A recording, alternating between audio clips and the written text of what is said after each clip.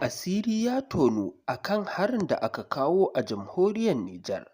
A yanzu haka dai za ku ji cikakkun rahotannin da muke tafe da shi a kan harin da 'yan ta'adda suka shigo suka yi a jamhuriyar Nijar. Inna lillahi wa inna ilaihi raji'un. To masu sauraro ga wannan rahoto ku saurara. Abin da yake faruwa a cikin jihar Tawa a daren jiya a tashi yau Lande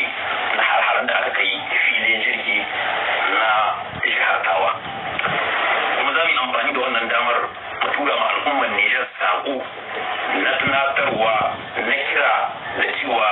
al'ummar Nijar mu tashi tsaye bisa kai ga abubuwan da suke nan ga faruwa a cikin ƙasar mu ta Nijar.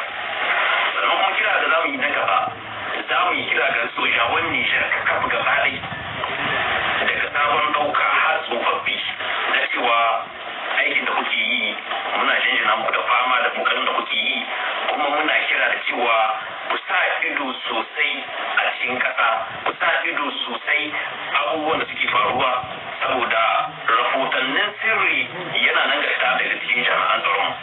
ko yanzu cikin jami'an tsaron mu akwai wanda ke fitar da rahoton sirri ko kuma akwai wasu mutane waɗanda ke fitar da rahoto wanda ya shafi na tsaro na cikin ƙasar Nijar. Kenan jami'an tsaro ku kiyaye ku kula ku ankare ku sa bincike mai tsanani bisa kai ga suwaye ke fitar da muku rahotannin sirri. Akwai maganganu kan dama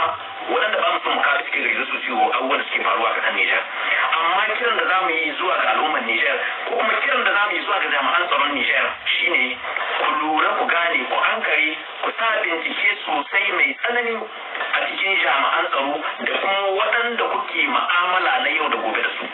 Saboda ana nan ga muku gadon zare, ana nan ga muku zaman ƙasa, ana nan ga cutar ku a boye wanda ba ku sani ba. Ina da rahotanni da yawa wanda ke nuna cewa a cikin jami'an tsaron akwai waɗanda ke fitar da rahoton sirri suna cutar ƴan uwansu ko kuma waɗansu mutane da suke mu'amala da su suna inda wannan rahoton.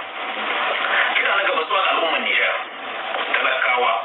mazauna karkara, mazauna birni, mazauna kowane yanki na ƙasar Nijar. Ku tashi tsaye da addu'o'i zuwa ga ƙasar mu ta Nijar. Ku tashi tsaye kuma da sa ma ƙasa ido in cikin gari kake ka kula wani bako ne ya shigo wani aiki yake aikatawa a cikin garin. In cikin ƙauye kake ka kula da wani bako ne zai shigo cikin wannan ƙauyen naku me ya kawo shi wurin wa ya zo me ya zo yi.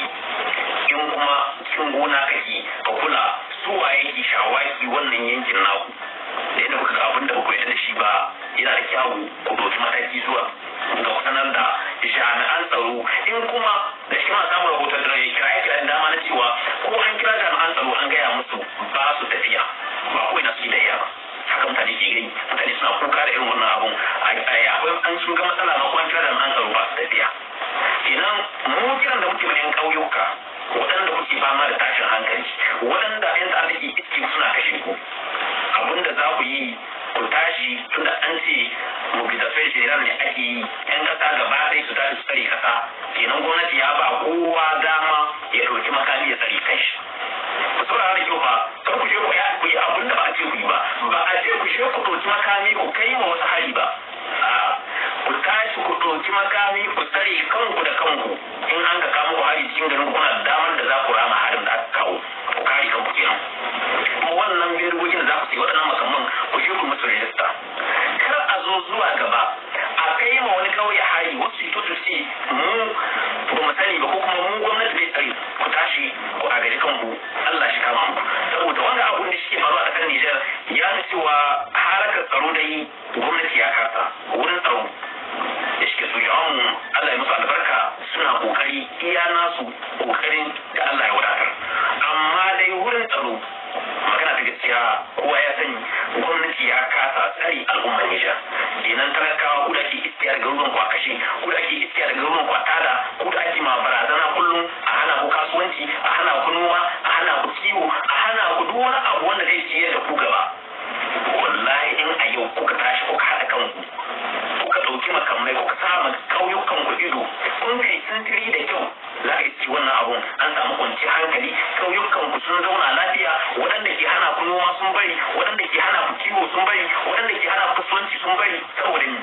ina da makami, kana da makami, in ka kashe min dan uwa zan je in kashe ma dan uwa, in ka halbe ni zan halbe ka, in ka bace ni zan bace ka, in ka buge ni zan buge ka, to za su ji tsoro su da kansu bari. Amma barazanar shine su suna da makamai, ku ba ku da, idan duk abin da suka ce ku yi dole ne za ku yi.